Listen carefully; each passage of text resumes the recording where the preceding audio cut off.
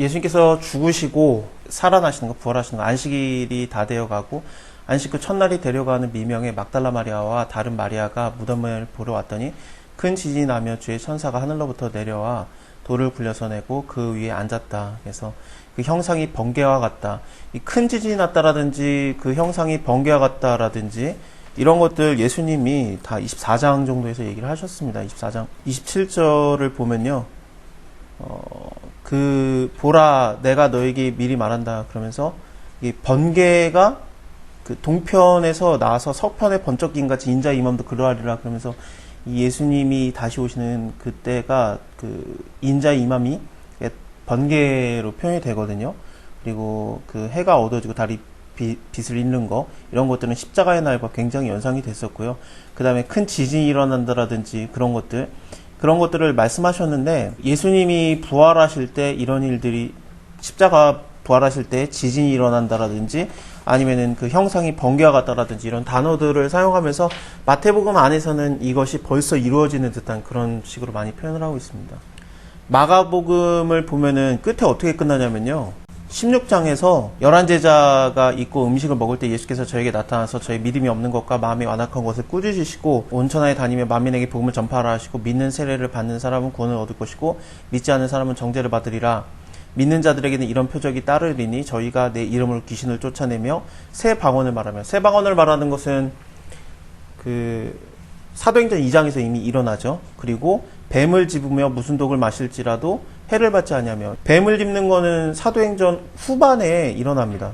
사도행전 후반에 바울이 그 파선한 다음에 그 배를 타고 가다가 파선되잖아요. 그래서 멜리데 섬에 상륙을 하는데 이게 마지막 장이거든요. 멜리데 섬에 상륙됐을 때 바울이 그 불에 나뭇가지를 가져서 불에다가 넣었는데 그때 뜨거움을 인해서 독사가 나와서 그 손을 물었어요. 그래서 거기에 사는 멜리데 섬 사람들이, 토인들이 그 짐승이 그들의 손에 달림을 보고 저희들이 말하되 이 사람은 진짜 살인자구나. 바다에서는 구원함을 받았는데 공의로움이 그를 살리지 못하게 하는구나. 그래서 바울이 짐승을 일단은 불에다가 던져버렸습니다. 조금도 상함이 없고 그가 붙는지 혹시 갑자기 엎드려져서 죽을 줄로 기다리다가 오래 기다려도 아무런 이상이 없으니까 돌려 생각하되 신이다 라면서 굉장히 좀 깜짝 놀라는 일이 일어나거든요.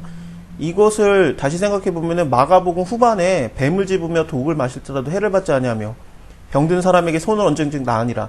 사도행전 다시 돌아오면은 이 일이 있은 다음에 사람들이 이 사람은 신이다라고 깜짝 놀라고요. 그 다음에 거기 섬에서 제일 높은 보블리오라고 하는 사람이 그 근처에 토지가 있었는데 그가 영접하러 왔고 같이 있다가 보블리오의 부친이 열병과 이질에 걸려서 누워있을 때 바울이 들어가서 기도하고 안수함에 나아요. 마가복음에서 손을 얹은즉 나으니라. 이걸 통해서 어떤 느낌이 드냐면 마가복음은 사도행전과 상관이 없습니다. 누가가 사도행전을 썼기 때문에 누가복음과 사도행전을 연결돼야 되는데 모든 성경은 하나님의 감동으로 된 것이기 때문에 이게 막 연결점이 막 찾아 들어가지거든요. 그래서 마가복음에서 그려진 것들을 사도행전에서 바울이 해내고 있어요.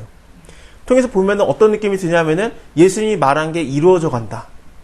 지금 벌써 시작됐다. 막 그런 느낌이 듭니다. 그런 것들을 다시 한번 생각해 보면은 마태복음에서 이 번개가 막 나온다든지 큰 지진이 일어났다는 거, 예수님께서 24장에 말씀하셨던 것들이 벌써 시작이 됐다. 이런 식으로 표현이 되는 거죠. 이게 일어나는 날이 끝날이 아니라 이걸 시작으로 이제 끝날로 향해 가고 있다. 그런 식으로 표현을 할 수 있습니다. 그래서 좀 길게 보는 것도 괜찮은 것 같아요. 그러니까 말세가 도대체 언제냐, 지금이 말세냐. 예수님이 말한 이후부터 지금까지 전부 다 말세가 아닐까 싶습니다. 그래서 언제 오실지 모르는, 우리는 예수님의 다시 오시는 것을 준비하는 자들이 되는 겁니다. 예수님을 준비하는 방법은 아주 간단합니다. 여기 그 마태복음 마지막에 예수께서 나와 일러가라사대 하늘과 땅의 모든 것을 내게 주셨으니 그러므로 너희는 가서 모든 족속으로 제자를 삼아 아버지와 아들과 성령의 이름으로 세례를 주고 내가 너에게 분반 모든 것을 가르쳐 지키게 하라. 볼지어다 내가 세상 끝날까지 너희 항상 함께 있으리라 하시니라. 갑자기 왜 세례를 준다라고 할까요? 왜냐하면은 그 세례 요한이 세례를 줬고 그 다음에 예수님께서도 물론 세례를 주셨어요. 예수님이 직접 준 건 아니라 예수님의 제자들이 세례를 준 거라고 분명히 밝힙니다. 복음서에는. 근데 세례를 제자들이 주면서 그걸 해본 적은 있는데 어쨌든 예수님이 죽고 부활하셨으면은 승천하셨으면 그걸로 된 건데 뭐하라 물세례를 또 하냐. 물세례를 또 할 필요가 왜 있느냐. 이거는 그 세례 요한이 물로 세례를 주면서 내 뒤에 오시는 이 엄청난 존재 예수 그리스도를 준비하는 자였습니다. 이것처럼 예수님이 우리한테 부탁하는 게 너네가 물로 세례를 주고 너네 뒤에 오시는 이 엄청난 이 예수 그리스도가 다시 오신다는 거를 준비하라, 이런 느낌이 듭니다. 우리가 일종의 세례 요한의 역할을 하는, 예수님이 다시 오심을 준비하는 자들이, 그런 느낌입니다. 그렇습니다.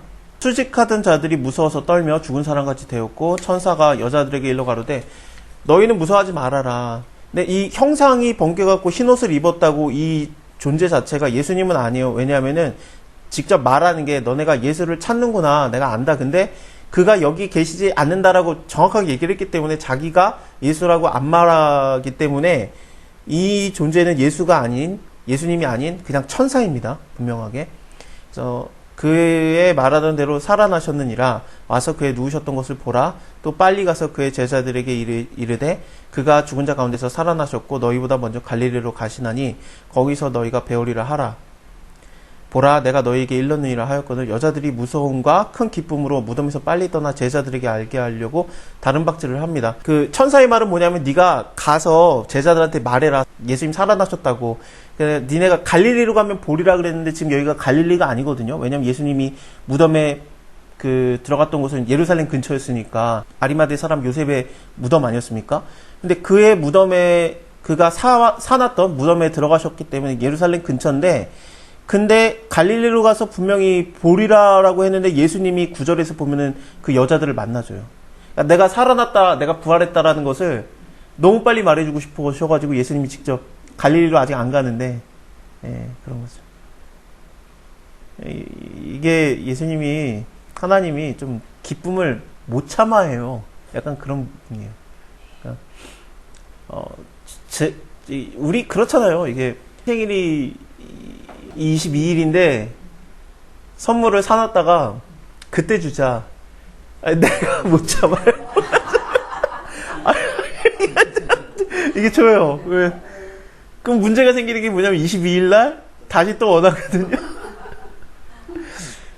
전에 줬잖아요. 안 통하잖아요. 그렇습니다. 예수님도 갈릴리까지 기다려줬다가 하셔야 되는데 못 참아요. 예수님도. 그냥 만나가지고 평안하니요 하시거늘 여자들이 나가서 그의 발을 붙잡고 경배하니. 이 발을 붙잡고 경배했다라는 게 이 중에 분명히 마리아 있거든요. 예수님의 발에다가 향유옥합을 부은 마리아가 있었는데 지금도 발을 붙잡고 경배하는 거. 이에 예수께서 가라사대 무서워하지 말아라. 가서 내 형제들에게 갈릴리로 가라 하라. 거기서 나를 보리라. 부활하신 예수님을 만난 존재는 여자입니다. 12사도가 아닙니다. 그래서 그 여자들을 통해서, 부활하신 예수님을 만난 여자들을 통해서 복음의, 그러니까 쉽게 말하면은 예수님의 부활에 대한 기쁨의 소식이 확산됩니다. 이것은 여성의 리더십에 대해서, 특히나 교회 안에서의 여성의 리더십에 대해서 우리에게 좀 다시 생각하게 하는 구절이거든요. 바울 서신을 보면은 뭐 여자는 뭐 교회 안에서 잠잠할지라 그런 얘기고 나오고 마치 죄가 여자를 통해서 시작된 것처럼 나오잖아요. 그러니까 좀 잠잠하라고 막 그런 식으로 나오는데, 그게 유대인들의 생각이에요. 그렇다고 그게 유대인들에게 말했던 서신서도 아니었고 믿는 사람들한테 말했던 서신서기는 합니다만, 그거에 대해서는 오해할 소지가 많으니까 얘기를 나중에 말씀을 드릴 기회가 있으면 하겠습니다. 근데 지금은 그냥 넘어갈게요. 여자들은 그냥 교회에서 조용하라는 얘기가 절대 아닙니다. 그런 얘기는 아닙니다. 근데 잠잠하라 했고, 그래서 마치 죄가 여자로부터 시작된 것처럼 성경에서 자꾸 그리고 있었는데, 이걸 통해서 예수님의 부활에 대한 소식을 제일 먼저 전한 자가 여자다 하면서 여자를 통해서 다시 회복의 소식이 전해지는 듯한 그런 느낌을 주고 있어요. 그렇습니다. 여자들이 갈제 파수꾼 중에 몇이 성에 들어가서 모든 된 일을 대제사장에 고합니다. 그 위에 27장을 보면은 대제사장과 바리새인들이 빌라도에게 가가지고 살아나게 되면 뭐 유혹이 전보다 더할까 한다 그러면서 파수꾼을 지켜서 하게 하지 않았었습니까? 그러니까 결국에는 대제사장이 지금 최고 책임자예요. 예수님의 시체에 대해서. 그러니까 이것을 갖다가 고한 겁니다. 그들이 장로들과 함께 모여서 의논하고 군병들에게 돈을 많이 주고, 원래 지키는 자가 그 지키는 것을 못 지키면 죽음으로 감당하게 돼 있어요. 사도행전에서도 간수가 이제 바울과 실라가 있을 때 옥문이 열린 걸 보고 간수가 자결을 하려고 하는 이유가, 사람이 자기를 대신에 내가 지킨 사람이 도망가면 내가 그 생명에는 생명으로 죽게 돼 있습니다. 그래서 자결을 하려고 했던 거고, 대표적인 게 베드로가 갇혀 있었는데 예루살렘 교회에서는 기도를 하고 있었고요. 베드로는 자다가 일어나가지고 나오잖아요. 그래서 그를 지키는 파수꾼들이 다 죽어요. 결국에는 그들이 잔 게 아니었거든요. 그냥 눈이 그냥 가려진 거죠. 지나가는데 못 본 거예요. 실제로. 그래서 다음날 굉장한 소동이 일어나는데, 그래서 파수꾼들이 다 죽어요. 헤롯이 죽여버립니다. 그들을. 그래서 간수는 뭔 죄냐 그러는데 똑같은 일이 이제 바울과 실라에서 일어난 거죠. 그래서 지키는 간수를 거기서는 구원하는 거가 나오면서 어떤 자는 데려감을 당하고 어떤 자는 버려짐을 당한다라는 그런 예수님이 말씀하시는 게 사도행전에서도 계속 일어나는 거고, 그들은 뭔 죄냐? 글쎄요, 그건 어쨌든 군병들은 죽어서 마땅한데, 근데 오히려 돈을 받은 거예요. 그 제자들이 밤에 와가지고, 예수님의 제자들이 와가지고 우리가 잘 때 그것을 도적질해 갔다라고 말해라 라는 것을, 이거를 돈을 주고 오히려 퍼뜨리게 만듭니다. 만일에 이 말이 총독에게 들리면 우리가 권하여서 너희로 근심되지 않게 하리라. 그 시체를 잃은 거에 대해서, 그러니까 너네가 지키는 것을 잃었던 거에 대해서 책임을 면하게 할 테니까 걱정하지 말아라. 우리가 대제사장인 우리가 얘기를 해주겠다. 그러니까 군병들이 돈을 받고 가르친 대로 말하니 이 말이 오늘까지 유대인 가운데 두루 퍼지니라. 그래서 이 거짓 소문이 퍼졌던 거에 대해서 마태가 이거에 대해서 자세히 그리고 있습니다. 11 제자가 갈릴리에 와서 예수의 명하시던 산에 이르러서 예수를 배웠고 경배하나 오히려 의심하는 자도 있었고요. 예수께서 나와 일러 가라사대 하늘과 땅의 모든 권세를 내게 주셨으니 그러므로 너희는 가서, 이 땅의 권세, 하늘과 땅의 모든 권세, 이거를 예수님이 원래 하나님의 아들이기 때문에 물론 갖고 있었지만, 근데 아담이 뺏겼던 권세, 그것까지 받으시는 겁니다. 그것까지 다 받으셨고, 그러니까 예수님이 시험 나가실 때 마귀가 얘기했던 거, 네가 나한테 절해라, 그러면 내가 너에게 이 모든 권세, 영광 너에게 다 주겠다. 그건 거짓말이 아니었어요. 진짜로 갖고 있었어요. 누구한테 가져온 거냐? 하나님한테 뺏은 게 아닙니다. 왜냐면 하나님은 자기의 영광을 다른 이에게 주신 일이 없기 때문에 하나님께 뺏은 게 아니라 아담에게 주셨던 거를 아담이 뺏겼는데, 그거를 사단이 갖고 있었는데 예수님이 이걸 다시 되찾아 오신 거죠. 그러므로 너희는 가서 모든 족속으로 제자를 삼아 아버지 아들과 성령의 이름으로 세례를 줘라. 내가 너에게 분반 모든 것을 가르쳐 지키게 하라. 세례 주는 거, 예수님이 다시 오시는 것을 준비하는 자들 볼지어다 내가 세상 끝날까지 너희와 항상 함께 있으리라.